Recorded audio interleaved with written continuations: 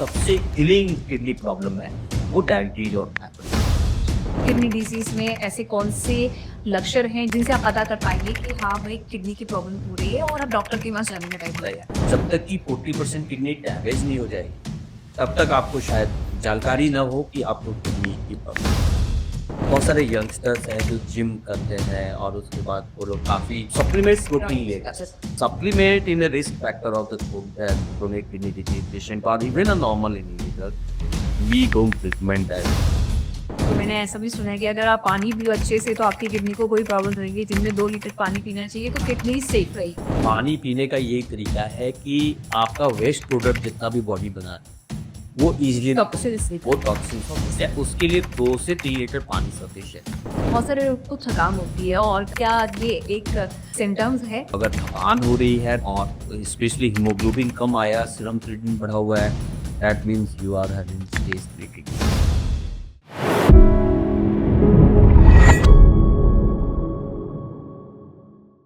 आज हम बात करेंगे एक ऐसी हेल्थ प्रॉब्लम की जो धीरे धीरे लाखों लोगों को अफेक्ट कर रही है। क्या आप जानते हैं कि हमारी किडनी एक साइलेंट हीरो है और जब आपका हीरो यानी कि आपकी किडनी कमजोर पड़ने लगती है तो आपके पूरे बॉडी में इसका इफेक्ट नजर आता है, यानी कि आपको कई सारी बीमारियां होने लगती हैं। या फिर अगर आपको डायबिटीज या हाइपरटेंशन है तो आपको सीकेडी यानी कि क्रोनिक किडनी डिजीज के चांसेस बढ़ जाते हैं। तो इसी को यानी कि किडनी से जुड़ी हुई समस्याओं को समझाने के लिए हमारे साथ आज के पॉडकास्ट में मौजूद हैं मैक्स हेल्थ केयर से डॉक्टर अमित कुमार देवरा। तो चलिए पॉडकास्ट की शुरुआत करते हैं और आसान सी भाषा में समझते हैं क्रोनिक किडनी डिजीज है क्या। डॉक्टर अमित, सबसे पहले तो सी के लिए क्रोनिक किडनी डिजीज है क्या, अगर इजी लैंग्वेज में हम समझना चाहें, क्योंकि बहुत सारे लोग ऐसे हैं जिनको मेडिकल टर्म्स नहीं पता, तो इजी लैंग्वेज में आसान भाषा में क्रोनिक का किडनी डिजीज को हम कैसे समझ सकते हैं? देखिए, ऐसा है कि किडनी, जैसा कि आपको पता होगा कि किडनी एक बहुत ही वाइटल ऑर्गन है। हमारे बॉडी में 2 किडनी होती है और इनका काम होता है कि शरीर से वेस्ट प्रोडक्ट जो भी होता है, जो टीडी वेस्ट प्रोडक्ट होता है, उसको यूरिन के माध्यम से बाहर शरीर से निकाल। इसके अलावा कुछ हार्मोन के भी उसके काम है, जैसे कि जो ब्लड का फॉर्मेशन होता है, एरिथ्रोपोइटिन बर्न होता है या कैल्शियम रेगुलेशन होता है, तो ये करते हैं। बट जो मेनली वेस्ट प्रोडक्ट्स को बाहर निकालता है जो किडनी होता है, तो कई बार ऐसा होता है कि किडनी में कोई प्रॉब्लम हो गई, कोई डिजीज हो गई। अब ऐसा भी होता है कि जब भी किसी को कोई डिजीज होती है तो वो या तो नेचुरली ही हो जाती है या मेडिसिन से वो वापस रिकवर हो जाती है। लेकिन जब किडनी का फंक्शन रिकवर ना हो पाए और 3 मंथ के ड्यूरेशन के बाद भी वो डैमेज है या जितना भी फंक्शनल लॉस हो गया है वो बना रहे, तो फिर हम उसको बोलते हैं क्रोनिक किडनी डिजीज। मतलब कि किडनी की ऐसी कोई भी डिजीज जो कि 3 मंथ के पीरियड में even after the treatment recover नहीं होती है, तो उस समय जो डिजीज स्टेटस बना रहता है उसको हम लोग क्रोनिक किडनी डिजीज। ठीक है, ये तो इसी लैंग्वेज में आपने बता दिया कि क्रोनिक किडनी डिजीज है क्या। लेकिन जो ये बीमारी होती है किडनी से जुड़ी हुई, इसके रीजन क्या होता है, कारण क्या होता है कि आप को भी ये हो सकती है? देखिए, जो इसके सबसे इम्पोर्टेंट रीजंस है, सबसे प्रमुख है, वो डायबिटीज और हाइपरटेंशन। अप टू 60%, मतलब 40 to 60% केसेज में जो किडनी में प्रॉब्लम, क्रोनिक किडनी प्रॉब्लम होती है, वो हाइपरटेंशन और डायबिटीज की वजह से होती है। इसके अलावा बहुत सारी जेनेटिक डिजीज होती हैं, जैसे कि सिस्टिक डिजीज, जिसको एडीपी केडीपी कहते हैं। दोनों किडनियों में वाटर बैग्स मिल जाते हैं, या स्टोन की प्रॉब्लम होती है, या किडनी में इन्फेक्शन हो सकता है। ये सारी भी बीमारियां हैं जिनकी वजह से किडनी प्रॉब्लम हो सकती है। पर हमें जानना चाहिए कि जो सबसे किलिंग किडनी प्रॉब्लम है वो डायबिटीज और हाइपरटेंशन। तो मतलब इनको तो चांसेस ज्यादा हो जाते हैं जिनको डायबिटीज है या हाइपरटेंशन और ब्लड प्रेशर। हाँ, डायबिटीज और हाइपरटेंशन मतलब ब्लड प्रेशर। सो ये दोनों अगर आप देखोगे तो लाइफ स्टाइल डिजीज है। लाइफ स्टाइल डिजीज का मतलब हम कैसे अपने लाइफ को कंडक्ट करते हैं, डेली लाइफ स्टाइल्स को। हम एक्सरसाइज करते हैं कि नहीं, हमारी डाइट हैबिट क्या है, फूड हैबिट्स में बहुत ज़्यादा कोलेस्ट्रॉल या नमक की मात्रा तो नहीं है, हमारी लाइफ में स्ट्रेस कितना है। तो इनकी वजह से डायबिटीज ज़्यादा होता है। बहुत सारे लिटरेचर आ रहे हैं कि इंडिया में भी ओबेसिटी, डायबिटीज, हाइपरटेंशन ये बढ़ता जा रहा है। और अल्टीमेटली इसका प्रॉब्लम ये हो रहा है कि इसकी वजह से क्रोनिक किडनी डिजीज के भी प्रॉब्लम जो है, वो इंसिडेंस हम देखें तो 2012 से लेकर 2025 में ऑलमोस्ट इट इज 1.5 टाइम्स हो गया। जो पहले 10% था अभी 16% तक किडनी डिजीज के और ये मैंने लाइफ स्टाइल की वजह से। इवन पहले ये डिजीजेज जो है अर्बन पॉपुलेशन में ज़्यादा होती थी, अब तो रूरल पॉपुलेशन में भी, क्योंकि वहाँ भी फूड हैबिट चेंज हो गई है। Stress is now the part of everybody's life, हर आदमी के जीवन में स्ट्रेस है। एंड लोगों को लाइफ स्टाइल मतलब आपको बहुत ज़्यादा केयर नहीं कर पा रहे अपने हेल्थ की, डाइट हैबिट, फास्ट फूड का कल्चर आ गया है, तो इन सब की वजह से नमक की मात्रा आपकी डाइट में बहुत ज़्यादा है। तो sugar and blood pressure both are increasing, दोनों ज़्यादा हो रहे हैं। और अल्टीमेटली डायबिटीज और हाइपरटेंशन का इम्पैक्ट हमारी बॉडी के सारे ऑर्गन्स पे होता है, और उसी तरह से किडनीज भी डैमेज हो रही है, तो सीकेडी के इंसिडेंस बढ़। तो आपने बताया जैसे डायबिटीज़, हाइपरटेंशन इनके मतलब जिनको भी ये प्रॉब्लम है उनको किडनी की प्रॉब्लम भी हो सकती है। तो इसके अलावा भी क्या नॉर्मल जो नॉर्मल लोग हैं जिनको इस तरीके की प्रॉब्लम नहीं है, कोई प्री एग्जिस्टिंग डिजीज़ नहीं है, उनमें कितने चांसेस हैं? और उसके रीज़न क्या होते हैं? उसके रीजन जैसे ग्लोमेरुलोनेफ्राइटिस होती है, एक तरह का किडनी के अंदर कभी इन्फेक्शन हो जाए, कोई वायरल इन्फेक्शन हो जाए या बैक्टीरियल इन्फेक्शन हो जाए, उसकी वजह से हो सकता है। देन आपके कई सारे ऑटोइम्यून डिजीज होती हैं, बहुत सारी कंजेनाइटल डिजीज होती हैं। यूरिनरी स्टोन अगर अन ट्रीटेड है या नेग्लेक्टेड है, वो भी हमारे किडनीज को डैमेज कर सकता है। सो बहुत सारे कारण हैं, पर अगर सारे कारण को देखें तो सबसे इसमें जो कॉमन कारण है वो डायबिटीज और ब्लड प्रेशर।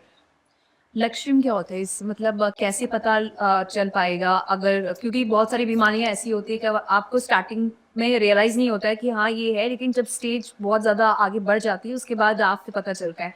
तो किडनी क्रोनिक किडनी डिजीज में ऐसे कौन से लक्षण हैं जिनसे आप पता कर पाएंगे कि हाँ भाई किडनी की प्रॉब्लम हो रही है और अब डॉक्टर के पास जाने का टाइम हो गया है?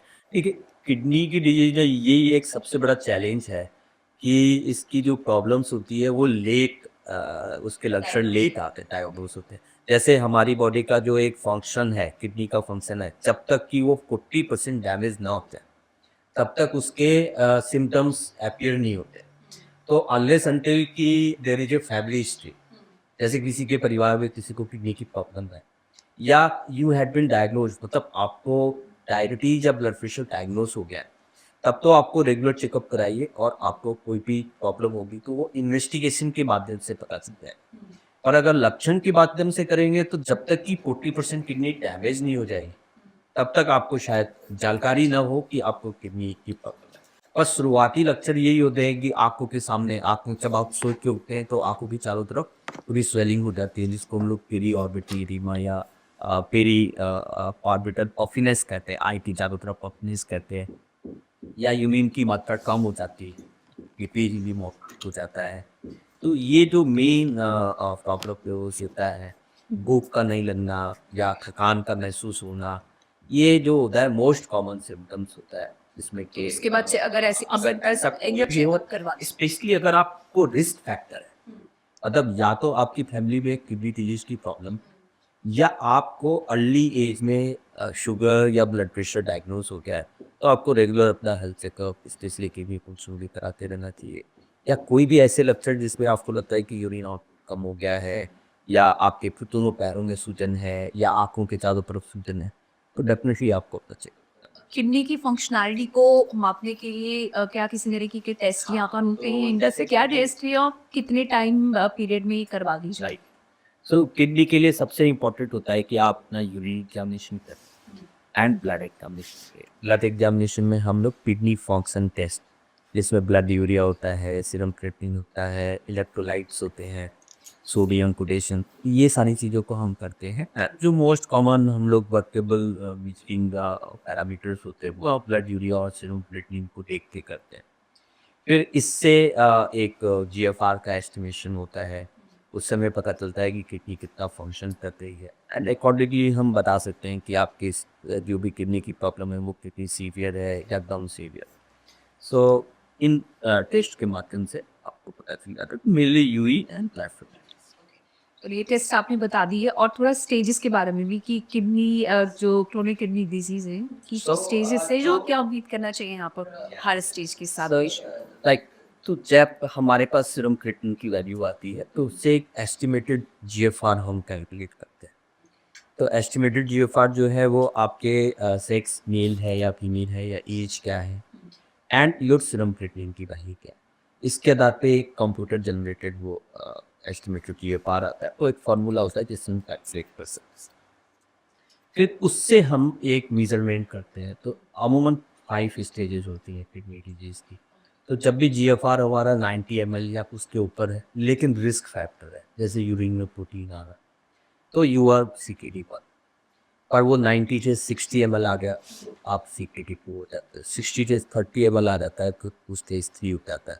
30 to 15 हो जाता है तो स्टेज 4 हो जाता है एंड लेस देन 15 हो जाता है तो स्टेज 5 को वो लोग बोलते हैं एंड स्टेज रीनल डिजीज। मतलब उस समय किडनी का पंप से ऑलमोस्ट चला गया, now patient need dialysis support, so that is known as end stage renal disease. So accordingly, stage 1 to stage 5. So stage 5 is the severe form of kidney disease, and the stage 1 is you are normal, but you are having risk for developing kidney disease. So you need to be very cautious. Stage 2 is a kidney disease where your function will be a little bit dearaged. Stage 3 में you will have obvious symptoms, and stage 4 में severe symptoms. Stage 5 is total to kill. तो जो आपने 5 stages बताई हैं, तो starting stages अगर हैं सपोज़, तो क्या वहाँ पर ट्रीटमेंट लेकर जो किडनी डिसीज़ है उसको ख़त्म किया जा सकता है, क्योर किया जा सकता है? ये पूरी तरह बहुत ही इम्पोर्टेंट पॉइंट आपने पूछा, बहुत ही इम्पोर्टेंट। सो किडनी डिजीज पे हमेशा जो हमारी ऑर्गेनाइजेशंस हैं उनका यही फोकस रहता है कि how to prevent the progression of kidney. So अगर आपको सीकेडी हो गया है या you are at risk to develop the CKD, then आपका पूरा एफर्ट जो हमारा हेल्थ केयर का एफर्ट उस पर्सन का जिसको डायग्नोज हुआ है उसके प्रोग्रेशन को डिले कर दे, प्रोग्रेशन को हॉल्ट कर दे। अगर मान लीजिए कि आपने कुछ नहीं किया तो हो सकता है कि within 4 5 6 years your kidney will be permanently damaged. But if you intervene at right time with the right medicine and the right treatment, then this progression can be prolonged up to 20 years, 25 years. So maybe in your lifetime you don't require the end stage renal failure treatment. So you will live very peacefully and smoothly with certain medicine, with certain precaution, with certain lifestyle changes. But you don't need any dialysis support or the transplantation. So this is very very important thing that all the efforts should be. सारा effort करना चाहिए कि we can make a diagnosis of kidney disease and then we do certain treatment, certain lifestyle changes कि उसका progression बहुत slow हो जाए और धीरे। तो ये बहुत है। डॉक्टर बिन, आपने स्टार्टिंग में बताया था कि हाइपरटेंशन और डायबिटीज़ के जो मरीज़ होते हैं उनको चांसेस ज़्यादा होते हैं किडनी डिजीज़ के। तो अगर कोई डायबिटिक है सपोज़, तो वो किस तरीके से मतलब बचाव कर सकता है? अगर स्टार्टिंग स्टेज आ गई है अगर किडनी डिजीज़ की कोई, तो क्या प्रिकॉशंस वो ले या क्या उसका डाइट रहना चाहिए कि वो आगे बढ़ेगा? ठीक है, डायबिटीज जैसा कि आपको पता होगा कि दो तरह की होती है, ये इंसुलिन डिपेंडेंट होती है, नॉन इंसुलिन डिपेंडेंट टाइप 2 होती है। तो इंसुलिन डिपेंडेंट जो होते हैं उनको तो बहुत ही स्ट्रिक्ट एंड रेगुलर चेकअप करने की जरूरत पड़ती है, और जो नॉन इंसुलिन डिपेंडेंट या टाइप 2 होते हैं उसमें लाइफस्टाइल फैक्टर बहुत ज़्यादा कंट्रीब्यूट करते हैं उनके प्रोग्रेशन ऑफ एक्टिव में या उनका ओवरऑल मैनेजमेंट। तो उन्हें वो सारे risk factors like obesity, headache, smoking, alcohol, ये सारी चीज़ों का बहुत कंट्रोल करना है। एंड अगर आपको डायबिटीज डायग्नोस हो गई है तो you have to take regular medicine and आपको रेगुलर चेकअप कराना चाहिए and you need to be vigilant for the developing kidney disease. और उसमें सबसे इम्पोर्टेंट टेस्ट होता है यूरिन, जो पहला सबसे नॉर्मल टेस्ट होता है किसी भी किडनी डिजीज के पेशेंट पे। उसमें यूरिन में प्रोटीन आने लगता है, लीक ऑफ द प्रोटीन। तो जब भी डायबिटिक पेशेंट्स होते हैं, हाइपरटेंसिव पेशेंट्स होते हैं, फैमिली हिस्ट्री ऑफ सीकेडी होता है, उनको यूरिन एग्जामिनेशन करना चाहिए। और यूरिन में अगर प्रोटीन आ रहा है या बहुत से लोग बोलते हैं कि मेरे यूरिन में झाग आ रहा है, तो झाग आने का इनडायरेक्टली मतलब ये है कि उसको प्रोटीन लीक हो। सो वो एक रेड फ्लैग है, अलर्ट है।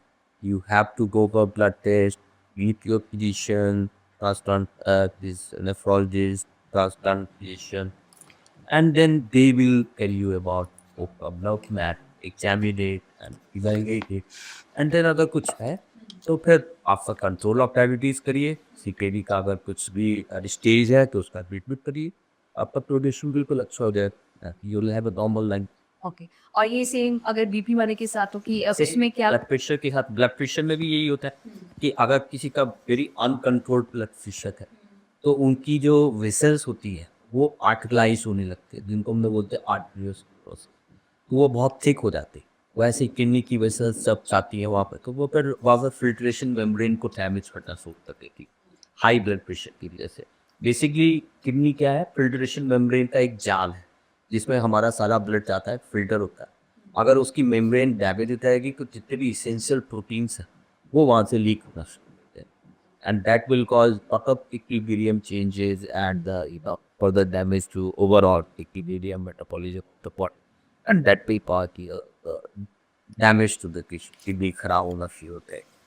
तो हाइपरटेंशन के भी पेशेंट्स में आपको अपना शुगर का तो सॉल्ट कंट्रोल करना है, ज़्यादा सॉल्ट नहीं लेना है, आपका ब्लड प्रेशर कंट्रोल होना चाहिए, ये सारी चीज़ें कर तो आपको एक नॉर्मल डाइट क्या होनी चाहिए अगर किसी को किडनी प्रॉब्लम है? क्योंकि क्या करें, आपने सॉल्ट का ज़िक्र किया कि सॉल्ट कम खाना चाहिए। प्रोटीन के लिए भी बोलते हैं कि जो बी एंड देख नहीं लेना चाहिए। फिर डाइट जो कि सीकेडी के पेशेंट्स होते हैं उनको बहुत ही बैलेंस डाइट चाहिए। बेसिकली सीपीटी के पेशेंट्स में हमें दो चीज़ें देखनी है कि कोई कॉम्प्लिकेशन ना हो जाए उसकी वजह से, एंड उसका प्रोग्रेशन ना हो जाए, ये दो चीज़ बहुत है। प्रोग्रेशन को रोकने के लिए आपको सॉल्ट का इंटेक कम करिए ताकि आपका ब्लड प्रेशर कंट्रोल। तो any kind of salt, pink salt हो गया। हाँ, मेनली हम जो कर बात करते हैं तो नॉर्मल सॉल्ट जो होता है, the not the rock salt, क्योंकि उसमें पोटेशियम होता है, और जो हम नॉर्मल यूजुअली लेते हैं White salt. Which is white salt sodium, right, उसकी मात्रा कम करनी चाहिए। एंड देन आपको क्या करना है कि जो भी आपके रिस्क फैक्टर्स हैं, जैसे शुगर का कंट्रोल, ब्लड प्रेशर कंट्रोल, उसको करना है। पानी की मात्रा उतनी ही लेनी है जितनी इम्पोर्टेंट है। आप मतलब ये डिपेंड करता है कि किस स्टेज ऑफ रिनल फंक्शन, ये अगर आपका नॉर्मल, पानी की बात करें ना, कहते हैं कि 2-3 लीटर एक दिन में तो पीना ही देखिए चाहिए। अगर नॉर्मल रीनल फंक्शन है, आपकी किडनी फंक्शन में कोई भी प्रॉब्लम नहीं है, तो आप 4 लीटर पानी पिए, 5 लीटर पानी पिए, कोई फर्क नहीं। Even the early stage of kidney disease जैसे कि स्टेज 1 में भी पानी के बम से कोई फर्क नहीं। लेकिन जब स्टेज 3 हो जा रहा है या स्टेज 4 हो जा रहा है, वहाँ पे फिल्ट्रेशन ऑलरेडी अफेक्ट हो गया, वाटर क्लियरेंस नीड हो रहा है, वहाँ पर अगर आपने एक्सेस वाटर लिया तो हो सकता है कि वो रिटेल कर जाए बॉडी में और उससे आपका रेस्पिरेशन प्रॉब्लम में आ जाए। तो उन लोगों को जिनका स्टेज 3, स्टेज 4 या स्टेज 5 किडनी डिजीज, उनको वाटर इनटेक लिमिट करना चाहिए according to the urine of, जितना यूरिन आउटपुट प्लस 500 और मैक्सिमम 700। लेकिन नॉर्मल इंडिविजुअल कितना भी पानी पिए उससे कोई फर्क नहीं पड़ता है। और क्या चीज़ें अवॉइड करनी चाहिए नमक के अलावा? तो सेकेंड थिंग जो मैंने आपको बताया, कॉम्प्लिकेशन ना हो। तो यूजली किडनी के पेशेंट्स में पोटेशियम ज़्यादा होने लगता है क्योंकि वो फिल्टर नहीं होता है, सोडियम पोटेशियम का इक्विलिब्रियम चेंज हो जाता है। सो ये पोटेशियम आपके हार्ट में एरिथमिया कर सकता है, आपको हार्ट अटैक कर सकता है। तो ऐसी कोई भी चीज़ जो कि पोटेशियम रिच है, जैसे फ्रूट्स है, स्पेशली बनाना है, पाइनएप्पल है, इनका सेवन आप करो जिसमें भी पोटेशियम की मात्रा था, तो फ्रूट जूसेज आपको एक अवॉइड करना चाहिए। प्लस प्रोटीन इनटेक लिमिट करना चाहिए। Protein is very important thing. आप अगर प्रोटीन नहीं लेंगे तो आपकी बॉडी वीक महसूस करे, लेकिन आपको एक्सेस प्रोटीन लेंगे तो किडनी के ऊपर जोर पड़ेगा, उसके फिल्ट्रेशन मेम्ब्रेन पे जोर पड़ेगा, तो वो और ज़्यादा बड़ा होता जाएगा। तो लगभग 150 ग्राम नॉर्मल, मतलब 2 से 3 कटोरी दाल या कोई भी इस तरह के मिक्स बीन्स, राजमा हो गया, दाल हो गया, चना हो गया, इस तरह की एक्वाडिया 150 ग्राम प्लीज। 150 ग्राम कुक की बात है। जो कच्चा नहीं। हाँ कच्चा कुक, जो भी कुक आपका बना हुआ है, मतलब सोर प्रोटीन की बात नहीं कर रहे हैं। खासकर यहाँ पे बहुत इंपॉर्टेंट होता है। बहुत सारे यंगस्टर्स हैं जो जिम करते हैं और उसके बाद वो लोग काफ़ी कहना व्हाट इज कोई नहीं, आप सप्लीमेंट प्रोटीन लेगा, सप्लीमेंट प्रोटीन आपको लेना है तो वेजिटेबल प्रोटीन लीजिए। Animal protein is not good क्योंकि उसमें बहुत सारे ऐसे फैक्टर्स होते हैं जो कि मेम्ब्रेन से इन्फ्लेमेशन करते हैं, they are more inflammate, so animal protein should be avoided.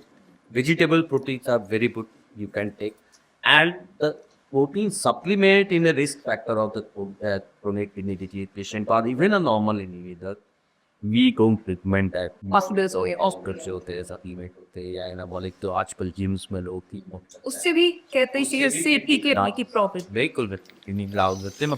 मैं तो इतने सारे ट्रांसफर करता हूँ, I have done more than 1500 transfer and I have seen almost 10-15 youngsters who has caused the damage of their kidney because of this sarita. So we should means educate our youngsters that see, although you are making your body, but that is also till you are maintain the gym, it will maintain. But अगर आपने ये जो supplement किया कि ये आपको kidney को बहुत ही सीवियरली डैमेज कर सकता है, तो आप बेसिकली आपको करना है तो आप वेजिटेबल प्रोटीन दो, पनीर दो, लेकिन सप्लीमेंट्स बिल्कुल ना। एनिमल प्रोटीन भी ले लो, कोई बात नहीं है, लेकिन सप्लीमेंट बिल्कुल नहीं है। अ, बहुत सारे लोग को थकान होती है और कई बार ऐसे भी लोग आते हैं जब डायग्नोस होके कि किडनी से रिलेटेड वो उनको प्रॉब्लम हुई है। क्या ये एक आप कहते हैं सिम्टम्स है थकान? हाँ, जब स्टेज 3 या स्टेज 4 हो जाए डिजीज, किडनी डिजीज, तो उस समय थकान बहुत ज़्यादा होने लगती है, क्योंकि आपका हीमोग्लोबिन कम हो जाता है, कैल्शियम कम हो रहा है, तो आपके बोन्स में पेन होने लगेगा, आपको थकान होने लगेगी और बहुत जल्दी एग्जॉस्ट हो जाएंगे। स्पेशली समटाइम्स कुछ डिपॉजिट हो जाते हैं, यूरिक एसिड्स वगैरह, तो उसकी वजह से स्किन एकदम ड्राई हो जाती है, खुजली आने लगती है। ये सारे जो हैं लिटिल हाई स्टेज की भी डिजीज के सिम्टम्स हैं। तो अगर थकान हो रही है तो आप, और स्पेशली हीमोग्लोबिन कम आया, सीरम क्रिएटिनिन बढ़ा हुआ है, that means you are having stage 3 kidney. और कोई अगर ये चाहता है कि उसकी किडनी को कोई प्रॉब्लम ना हो, तो मैंने ऐसा भी सुना है कि अगर आप पानी पियो अच्छे से तो आपकी किडनी को कोई प्रॉब्लम नहीं रहेगी। दिन में 2 लीटर पानी पीना चाहिए तो किडनी सेफ रहेगी। ये बहुत इंपॉर्टेंट है कि बहुत से लोग मेरे से पूछते हैं कि कितना पानी पीना है। कि सब पानी पीने का यही तरीका है कि आपका वेस्ट प्रोडक्ट जितना भी बॉडी बना है वो इजीली वो टॉक्सिन्स होते हैं, उसके लिए 2 से 3 लीटर पानी सफिशिएंट। पर इसमें जो कैच पॉइंट है कि आपका काम क्या है। Suppose you are a field worker, you are doing lot of sweating, so even 5 liter 4 liter भी आपको ड्रिंक सकता है। And suppose you are working in office which is chill as a, हाँ, एसी इन्वायरमेंट है, less sweating है, and outwards atmosphere से आपका exposure बहुत कम है, तो about 2 liter is sufficient for, and this water should be distributed in 24 hours. Not कि आपने एक बार तो बहुत ज़्यादा ले लिया और फिर 12 घंटे तक P. So usually you should, distribute this water intake or any kind of fluid intake in the regular intervals. पानी में भी बोलते हैं कि ऐसा सादा पानी नहीं पीना चाहिए, उसमें या तो रॉक सॉल्ट मिला लो, सेलेनस आ जाते हैं, ऐसा ऐसा तो वो पानी पी सकते हैं। नॉर्मल टी, जो कि आप या तो आर होता हो या शुड बी बिल्ली लाइट पानी पी सकती है, कोई भी हो सकता है। कोई अलग से उसमें डाल नहीं। ठीक है, जिसको भी अपनी किडनी सेफ रखनी है वो 2 से 8 पानी पी लेता पानी। जरूर पिए। पर अगर वो किडनी डिजीज हो चुकी है स्टेज 3 स्टेज 4, दर्द थोड़ा सा तो डॉक्टर की सलाह के साथ। हाँ, तो कंट्रोल करना है।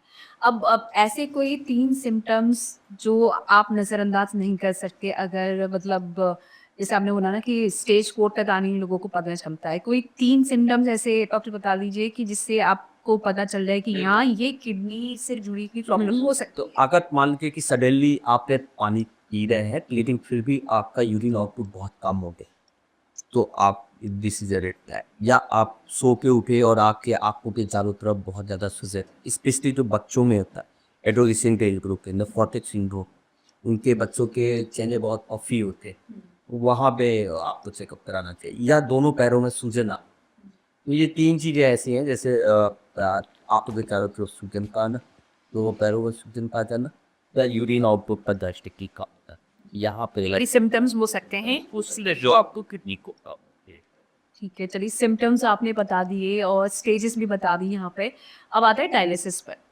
क्या है डायलिसिस और कैसे काम रहता है? तो जैसा हम लोग अभी डिस्कशन कर रहे थे कि क्रोनिक किडनी डिजीज की स्टेजेस होती है, तो जब यह किडनी डिजीज स्टेज 5 में चली जाती है, इसको मैंने हम डिस्कस किया था कि एंड स्टेज किडनी डिजीज, उस समय आपको किसी सपोर्ट की ज़रूरत होती है वेस्ट प्रोडक्ट को बाहर निकालने, बिकॉज आपकी किडनी कैपेबल नहीं है उस वेस्ट प्रोडक्ट को बाहर निकाल से। तो ऐसे में you need some support system. So dialysis is similar support system. जहाँ पे आपके ब्लड को एक मशीन के थ्रू रन करते हैं। सो डायलिसिस दो तरह की होती है, एक हीमोडायलिसिस होती है, एक पेरिटोनियल डायलिसिस। तो हीमोडायलिसिस में हम क्या करते हैं कि पेशेंट का एक स्टेशन पे आता है हॉस्पिटल के अंदर यूजुअली, और उसके मेजर वेसल्स जो हाई फ्लो रनिंग है उसके लिए हम एक फिशुला क्रिएशन भी करते हैं, या एक वाइट बोर्ड ह्यूमेनल एक्टर भी डालते हैं उसके वेन्स में। तो उसकी वजह से हमें एक वाइट फ्लो चैनल मिल जाता है, तो वहाँ से ब्लड आता है और वो उस मशीन में सर्कुलेट होता है, नीचे का फिल्ट्रेशन मेम्ब्रेन लगी होती है। वहाँ से सारे वेस्ट प्रोडक्ट जो किडनी का काम था वो फिर वो मशीन करती है। And it's a 2 to 3 hour setting, then all the blood is repeatedly going and coming, so which will filter all the waste product. So आपका 2 दिन का जो भी वेस्ट प्रोडक्ट है अमूमन वो निकल जाता है। तो हफ्ते में 3 बार आपको ऐसा करना पड़ता है। तो सीधा एक स्टेज वाइट है, stage by. So dialysis support is needed in a person who is having Frank renal failure और एंड स्टेज डिलीबिलिटी और स्टेज बाय, तीनों एक ही चीज़ का नाम। तो उन लोगों को डायलिसिस। अब होम डायलिसिस की है कुछ और कितना? होम डायलिसिस जो होती है, होम डायलिसिस बेसिकली बहुत से लोग बिजी है या ओल्ड एज है, वो नहीं आ सकते हैं, तो वो होम डायलिसिस की उनको सुविधा होती है। तो इसमें दो तरह का होता है, एक तो पेरिटोनियल डायलिसिस। पेरिटोनियल डायलिसिस में हम क्या करते हैं कि जो हमारी पेरिटोनियल कैविटी होती है, जो पेरिटोनियल के अंदर की मेम्ब्रेन होती है, जिसको हम पेरिटोनियम कहते हैं, उसके अंदर भी वेस्ट प्रोडक्ट को फिल्टर करने की ताकत होती है। तो एक स्पेशल डायलाइजर फ्लूइड जो है हम वो पेट में डाल देते हैं, और वहाँ पे वो 3-4 घंटे तक डूब रहता है, और वहाँ से वो वेस्ट प्रोडक्ट इसके उसमें आ जाता है और फिर उसको बाहर निकालते हैं। तो ये रिपीटेड साइकिल है, दिन में 3 बार करना पड़ता है।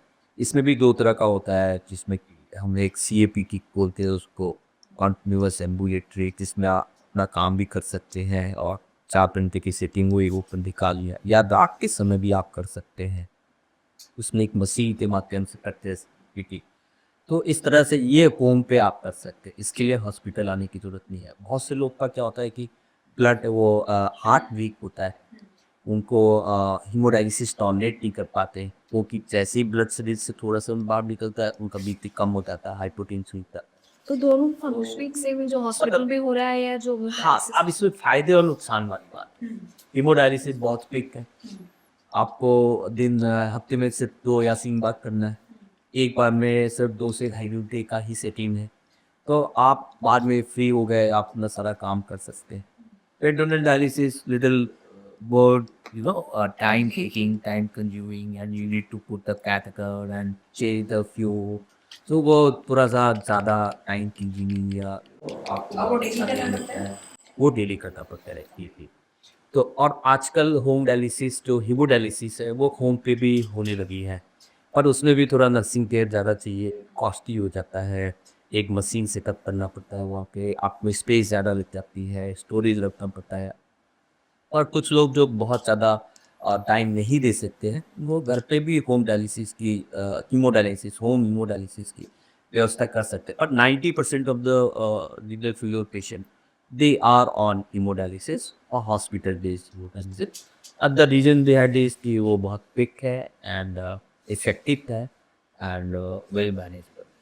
पोर्टेबल डायलिसिस के बारे में सुन portable dialysis portable dialysis machine अभी स्टिल इन द रिसर्च में, बोलूँगा कि उस फेज में है जहाँ पे कि एक मशीन है जो कि बैकपैक की तरह आप लगा सकते हैं एंड एक कनेक्शन उसका कर सकते हैं, you can do your activity and dialysis with it, but it's still अभी रिसर्च मोड। तो उसका कोई फ्यूचर नजर आ रहा है? हाँ हाँ बिल्कुल, जब basically this is miniaturisation of the big dialysis machine, तो उसी को और छोटा करके इफेक्टिव करने की कोशिश करें, पर cost is the major influence there.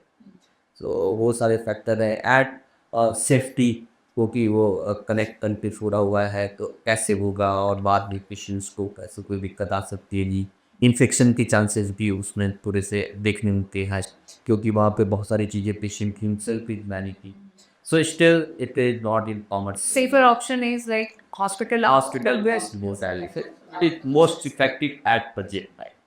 और टेक्निक्स में तो किसी तरीके का चेंज अब तो क्योंकि इतने साल हो गए अब तो इस फील्ड में काम करते हुए टेक्निक में ऐसी तो पुरानी सीख के अब तक में क्या चीज़ डायलाइजर ट्रूप है, फ्यूचर में क्या डायलाइजर्स थोड़े से और इफेक्टिव हो गए हैं, सो उनसे बहुत इफेक्टिव होता है। Plus now we are regulating lot of other thing जो भी साथ में किडनी फंक्शन के साथ में जो डिफिशियंसी हो जाती है, जो लाइक एरिथ्रोपोइटिन हार्मोन की डिफिशियंसी हो जाती है, कैल्शियम थोड़े से कम हो जाते हैं, फॉस्फोरस की मात्रा का बैलेंसिंग होता है। तो अगर हम डायलिसिस प्रॉपर तरीके से करें एंड ऑल द सप्लीमेंट्स जो कि किडनी डिजीज़ के पेशेंट्स में डेफिशिएंट हो जाते हैं, जैसे सेम कैल्शियम या आयरन या जो है एथ्रोपोइटिन हार्मोन, उनको प्रॉपर्ली हम देते रहें, सप्लीमेंट पेशेंट्स को देते रहें। सो काफ़ी अच्छी एक normal near normal life patient को कर सकता है, where he has to dedicate his 2 and 3 hours in every alternate day to the hospital and rest of all the activity we can do effective.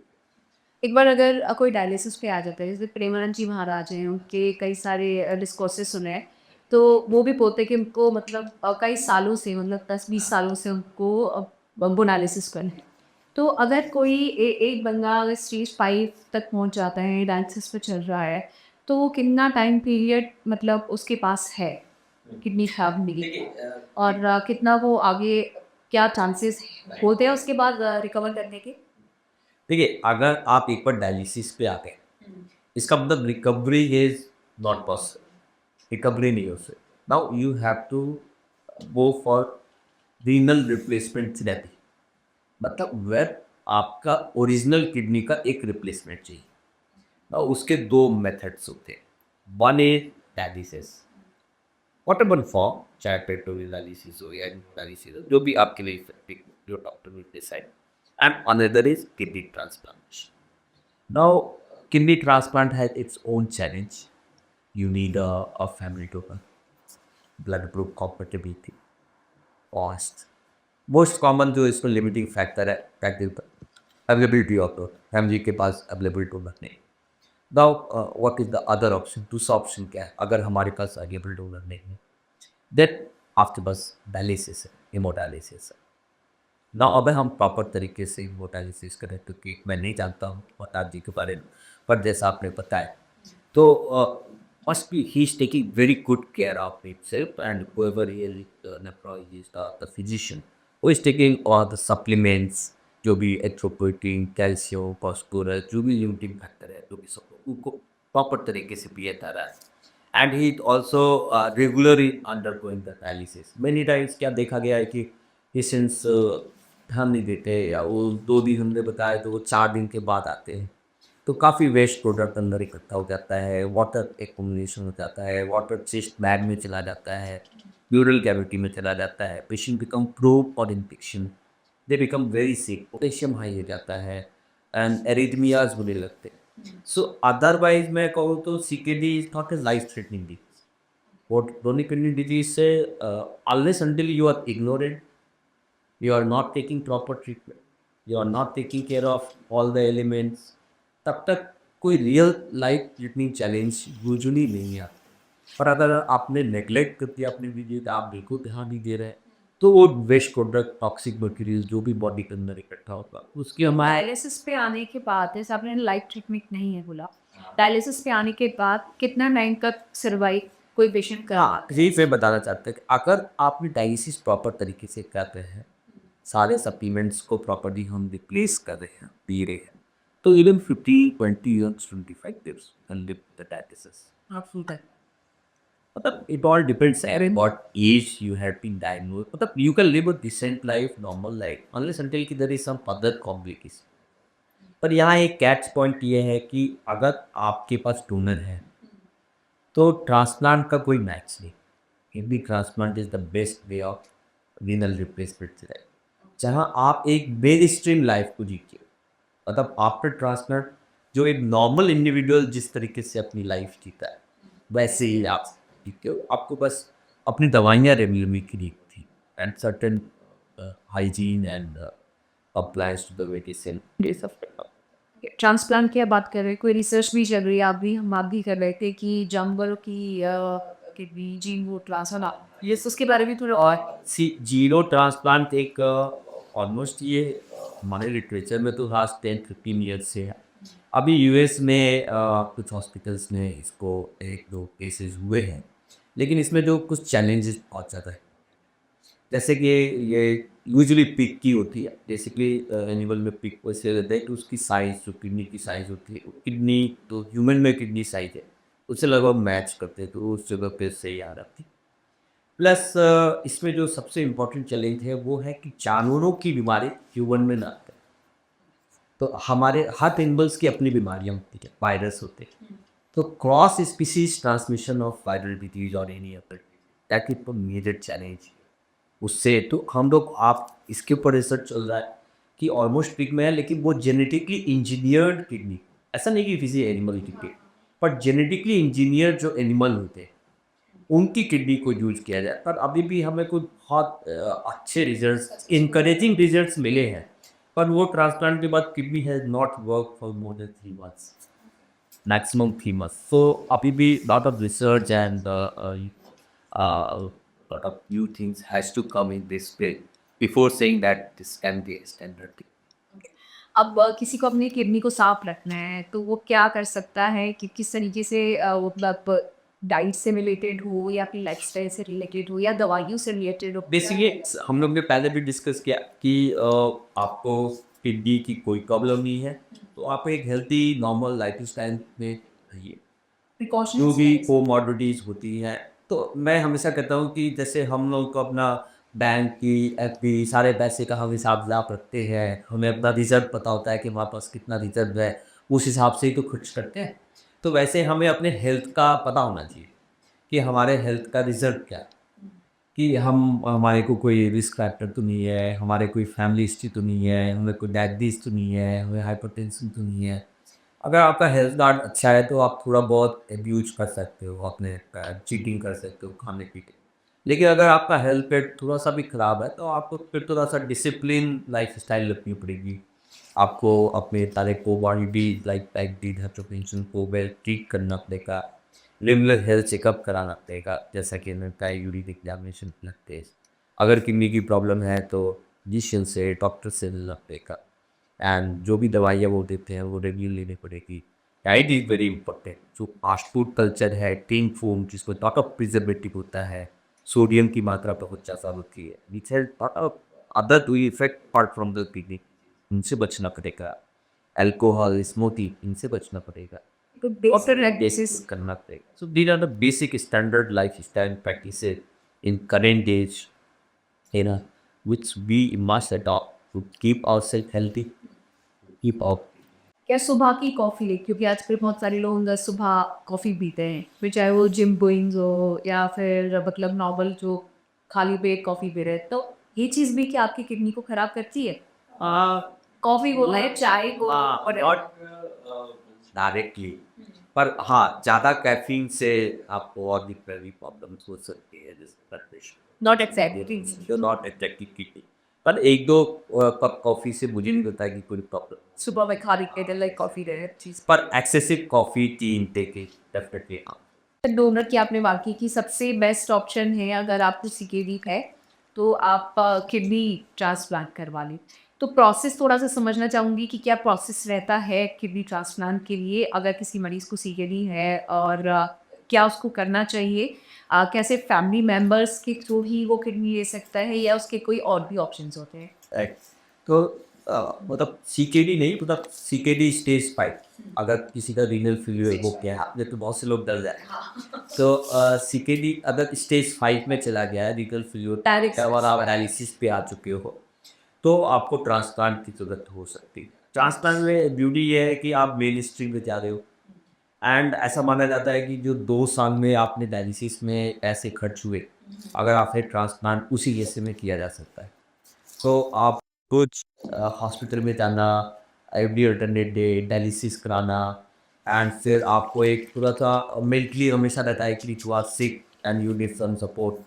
तो आप अपने काम तो नहीं कर सकते हो, आपकी जो अर्निंग है वो इफेक्ट हो जाती है, आपकी फैमिली कोई ना कोई साथ में आपके आ रहा होता है हॉस्पिटल। सो कहीं ना कहीं कुछ कम्बरसम है उसमें डायलिसिस।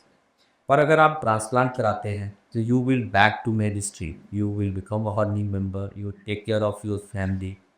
तो ये एक अच्छी बात है ट्रांसप्लांट। देखिए अगर ट्रांसप्लांट की ज़रूरत है तो we have a two kind of transplant होता है। एक तो होता है लिविंग डोनर किडनी ट्रांसप्लांट, जहाँ पे कि कोई व्यक्ति विशेष क्योंकि आपकी फैमिली मेम्बर वो अपनी किडनी देता है। सेकेंड है कि डिजीज डोनर या कैडवरिक, जहाँ पे कि एक ब्रेन डेड पर्सन, जैसे ब्रेन डेड पर्सन है और उसको पता चला तो वो हॉस्पिटल में है, हार्ट लंग मशीन पे है, लेकिन बाकी के ऑर्गन अच्छे हैं। अगर उनकी फैमिली विलिंग है या उन्होंने प्लेस ले रखा है जो कि ऐसे पर्सन है, तो उनके सारे organs not only the kidney, heart, liver, other vital organs can also be doing, उनको भी डोनेशन ताक हम ताक क्या कर सकते हैं, उनकी किडनी भी हलाई जा सकती है। तो एक पर्सन से दो किडनी अवेलेबल होती है, तो दो रीनल फेलियर पेशेंट्स का भरा होता है। तो ये दो प्रोग्राम है। अब अपने इंडिया में अगर देखा जाए तो जो कैडबरी प्रोग्राम है वो बहुत ही बहुत ज़्यादा रोबस्ट नहीं है, बहुत इंटेंसिव है, बहुत कम लोग इसके लिए इच्छुक हैं। तो हमारे सारे किडनी फेलियर के पेशेंट बेसिकली लिविंग डोनर पे ही डिपेंडेंट हैं। अब लिविंग डोनर में किसी का एक्सप्लॉइटेशन हो जाए तो हर कोई नहीं दे सकता। अच्छा, तो केवल फैमिली डोनर दे सकते हैं या कई बार इमोशनली मोटिवेटेड पर्सन दे सकते हैं, लेकिन उसके बड़े भी रूल्स और चाहे रेगुलेशंस हैं। कोई फाइनेंशियल ट्रांजेक्शन नहीं होना चाहिए, मतलब किसी भी पर्सन का एक्सप्लॉइटेशन नहीं होना चाहिए कि उसकी हेल्थ से कॉम्प्रोमाइज़ होता है। तो हमारी जो लीगल बाइटिंग है उसके हिसाब से फैमिली डोनर ही फर्स्ट प्रियरिटी फैमिली, जिसमें कि आपके father, mother, wife, sister, brother, अगर सन 18 साल से बड़े हैं वो लोग दे सकते हैं, वापस दे सकती हैं, विल इन्वॉइस कर भी दे सकती हैं। तो जो एक्सटेंडेड फैमिली ये लोग दे सकते हैं एंड मोस्टली कापलों का काम जाता है। तो ये दो ऑप्शन आपके पास होता है। और एक सवाल सीधे जुड़ा हुआ, एक किडनी पे मतलब वो अगर कोई इंसान सर्वाइव कर रहा है तो कितना मतलब वो सर्वाइव कर सकता है एक। हाँ, ठीक है, भगवान ने हमें दो किडनी दी, लेकिन 5,000 में से एक लोग एक ही किडनी के साथ बात थे and they can live a normal life. So अगर वास्तव में देखा जाए तो one kidney bonus to us, जो भगवान ने हमें एक एडिशनल अपॉर्चुनिटी दी है, ठीक है आप तो मस्ती करो, हम एक आपको एक्स्ट्रा दे रहे हैं, ठीक है। पर एक किडनी के साथ ही बेटने के साथ में नॉर्मल डिफेक्ट, क्योंकि जो लोग डोनेट करते हैं उनके पास भी एक रह जाती है और जिन्हें कितनी मिलती है उन्हें भी एक रह जाते हैं, पर they can have a decent normal life और उनके कोई भी उम्र में कमी नहीं होती है या किसी तरह की बीमारी होने का जो रिस्क एक नॉर्मल आदमी को है इसकी तो कितनी सेम वही रिस्क उसकी होती है जो उसकी डोनेट करता है। तो उससे कोई उसके लाइफ पे कोई फर्क नहीं पड़ता है। और आजकल तो देखिए हम लोग डोनेशन जो भी लेते हैं वो लैप्रोस्कोपिक मेथड से लेते हैं। सो लैप्रोस्कोपिक में क्या होता है कि हॉस्पिटल स्टे कम होता है, स्कार्प बहुत छोटा होता है, स्कार्प जो है वो बिलो द बेल्ट लाइन होता है तो किसी को दिख नहीं सकता है। So it is a very very cosmetic effective and safe procedure. तो उसको मैंने से एक्सेप्टेंस फॉर डोनेशन वो बहुत अच्छी हो गई है सोसाइटी। तो lot of family members they come forward, वो आते हैं नहीं रहते हैं कि बेटिक है, हमारे नियर एंड डियर है, हस्बैंड है, वाइफ है, फादर है, सन है, लाइक देखो। ठीक है। और अगर जैसे फैमिली नहीं डोनेट कर पा रही है, आपने जैसे लिस्ट बन दी ना कि फिलहाल उसमें कितना टाइम मिल चाहिए। देखिए अगर किसी के पास फैमिली डोनर नहीं अवेलेबल है तो बहुत से टाइम समय पे क्या होता है कि हम लोग जो कि ट्रांसप्लांट करते हैं वो ब्लड ग्रुप कॉम्पेटेबल, मतलब जैसे ब्लड ग्रुप में कॉम्पेटेबिलिटी होती है, एक सर्टेन ब्लड ग्रुप ही जो है दूसरे को ब्लड दे सकता है। वैसे ही सॉलिड ऑर्गन ट्रांसप्लांट में भी है कि बी वाला बी को दे सकता है, ओ वाला सबको दे सकता है, ऐसे एक ब्लड ग्रुप कॉम्पेटेबिलिटी। उसकी वेटिंग तो पीरियड कितना है। तो लिविंग डोनर अगर आपके पास नहीं है तो आपके पास ऑप्शन है कि आप कैडेवरिक डोनर पे जाओ या डिसीज डोनर प्रोग्राम में जाओ। उसमें एक हर हॉस्पिटल की वेटिंग लिस्ट होती है जो कि हमारी नॉटो ऑर्गेनाइजेशन है जो कि ट्रांसप्लांट का सादा देखती है, उससे हम लोग लिंक्ड होते हैं, उनके पास वो लिस्ट शेयर होती है और उस हिसाब से जब भी कोई ऐसा डिजीज डोनर हमारे पास अवेलेबल होता है जो कि ब्रेन डेड है और उसके ऑर्गन को हम ले सकते हैं, तो उस लिस्ट के हिसाब से लोगों को कॉल किया जाता है और उनका एलोकेशन ऑफ ऑर्गन बुक वो उसको दिया जाता है। पर जैसा मैंने आपको बताया कि स्पेशली नॉर्थ इंडिया में जो कैडबरी प्रोग्राम है वो बहुत अच्छा नहीं है। अब इसके बहुत सारे कारण हैं। शायद हम लोग यहाँ पे बहुत इच्छुक नहीं हैं धन की तरफ, या एक मिथ है सोसाइटी में कि साहब अगर हमने डोनेट कर दिया तो जो भी हमारी नेक्स्ट बर्थ होगी उसमें हम वो ऑर्गन डेफिशिएंट पैदा होएंगे। तो इस तरीके से जो विवेक है डोनेट करने के लिए जो वो हमें सोसाइटी से निकालना चाहिए, क्योंकि ये एक बहुत ही नेक काम है। इससे आप किसी का लाइफ बना रहे हैं। एंड आपको ज़िंदगी के बाद भी ज़िंदगी जिसको बोलते हैं ना, तो आपको उसके बाद भी आपके जाने के बाद भी याद किया जाएगा उस चीज़ों के लिए। तो वो लोगों को अपनी सोसाइटी को एजुकेट कर जाती है। और अगर डिजीज किडनी मिले तो लगभग 20 लाख लोगों को ट्रांसप्लांट की ज़रूरत है आज इंडिया में। अबाउट 20 से 22 लोग जो है वो रीनल डिफिशिएंट है। और इसमें हर साल 2 लाख लोग फैड होते हैं, 10%। तो ये लोग हैं जो कि ट्रांसप्लांट की ज़रूरत है। और हम करते कितना ट्रांसप्लांट है? केवल 20। तो साल में पूरे इंडिया में 18 से 20 हज़ार ट्रांसप्लांट पूरे चाहिए 22 लाख लोगों को। हर साल 2 लाख ही। अवेयरनेस या तो अब अगर वो डिजीज प्रोग्राम शुरू हो जाए जहाँ पे कि लोग डोनेट करने लगे अपने पर, और आपको जानकारी होगी कि कितने लोग रोड ट्रैफिक एक्सीडेंट में अपना जीवन हो जाता है। अगर ऐसे लोग प्लेस करते हैं तो बहुत सारे लोगों का जीवन बदल सकता है। एक और व्यक्ति के पैसे वो चीज़ें बदल सकते हैं। पर ये सोसाइटी को धीरे धीरे जगना होता है। हम लोग की बात से तो वो सारी चीज़ें होगी तो हम भी वेस्टर्न कंट्रीज़ की तरह इस प्रोग्राम आगे का बात पाएंगे। पर एक और माध्यम होता है जिसको हम लोग बोलते हैं एवियो अनकम्फर्टेबल ट्रांसप्लांटेशन या अनमैक्स ब्लड ट्रांसप्लांटेशन। सपोज आपके पास फैमिली मेम्बर है और ब्लड ग्रुप मैच नहीं कर रहा। सो नाउ टेक्नोलॉजी है इवॉल्व कि उसमें हम वो जो एंटीबॉडी उस ब्लड ग्रुप के अगेंस्ट उस रेसिपिएंट के ब्लड में है उसको हम एक मशीन के माध्यम से प्लाज्मा एक्सचेंज के माध्यम से प्लाज्मा प्रोलिसिस के माध्यम से बाहर निकालते हैं और फिर ट्रांसप्लांट करते हैं। तो उसके बहुत ही अच्छे सक्सेसफुल आउटकम। तो अगर आपके पास फैमिली डोनर नहीं है तो या तो आप डिजीज डोनर भी जा सकते हैं।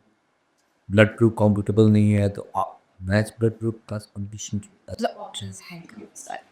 एक और सवाल है डायलिसिस के बाद, क्योंकि हर कोई लाइफ टाइम डायलिसिस का नहीं करता। डायलिसिस का खर्चा कितना होता है एक से ठीक? देखिए हॉस्पिटल टू हॉस्पिटल होता है। तो कहीं पे 2200 रुपये का होता है, कहीं पे 3000 का होता है, कहीं 4.5 का होता है। 2.5 घंटे का प्रोसेस होता है, फिर आना जाना उसके साथ कुछ और दवाइयाँ लगती हैं, हफ्ते एक पे बुक करना पड़ता है, चेकअप कराते रहना पड़ता है। तो अमूमन ऐसा माना जाता है कि मतलब अगर हम मान लें कि हफ्ते की 3 डायलिसिस हो गई और एक रॉक कैलकुलेशन करें सीट हॉम्पिंग फ्यूचर 10,000 रुपये पर हफ्ते के हिसाब से 40,000 सीरीज मिला के लगभग 50,000 पर मंथ का। बट अभी तो हमारी गवर्नमेंट बहुत ही इसकी तरफ अवेयर है और बहुत सारे PMJY सेंटर्स हैं जहाँ पे कि डायलिसिस फ्री हो रही। तो नेडी पेशेंट्स को गवर्नमेंट ने डायलिसिस CKD पेशेंट्स को बहुत ही अच्छे प्रोग्राम्स डेवलप किए।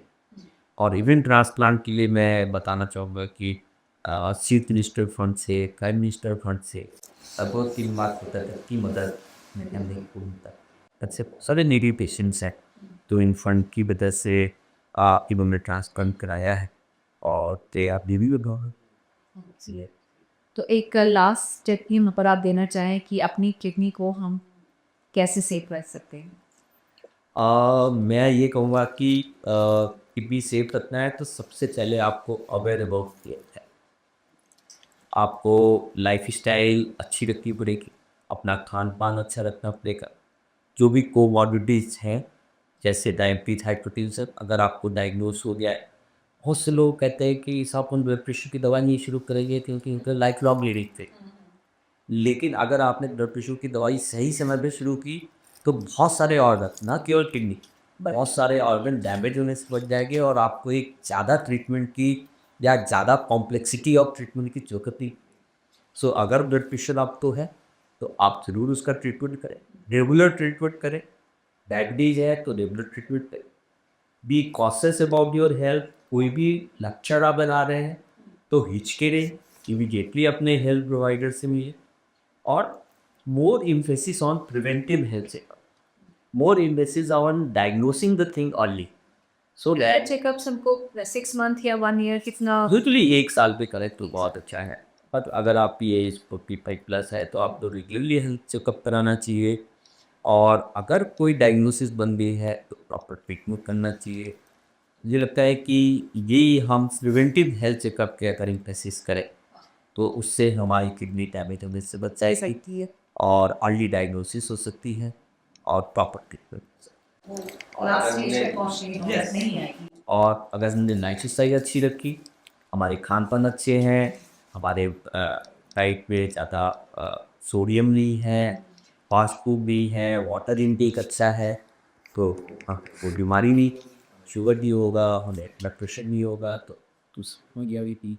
चलिए, तो कौन कौन सी चीज़ें आपको यहाँ पर ध्यान में लगती हैं अगर आपको ही अपनी किडनी को सेव करना है और दूसरी बीमारी आपने आपको नहीं लगानी है, तो डॉक्टर आबिद ने आपको बता दिए ये चीज़ों को आप फॉलो कीजिए और प्रिवेंटिव हेल्थ चेकअप आपकी ज़रूरत से right. Thank you doctor Amit for your joining us और बातें ऑफिशियल में लिए बहुत शुक्रिया आपका। Thank you. तो आज का हमारे पॉडकास्ट ये वीडियो आपको पसंद आया हो तो चैनल को सब्सक्राइब ज़रूर कीजिएगा और इस वीडियो को शेयर और लाइक ज़रूर कीजिएगा। Thank you.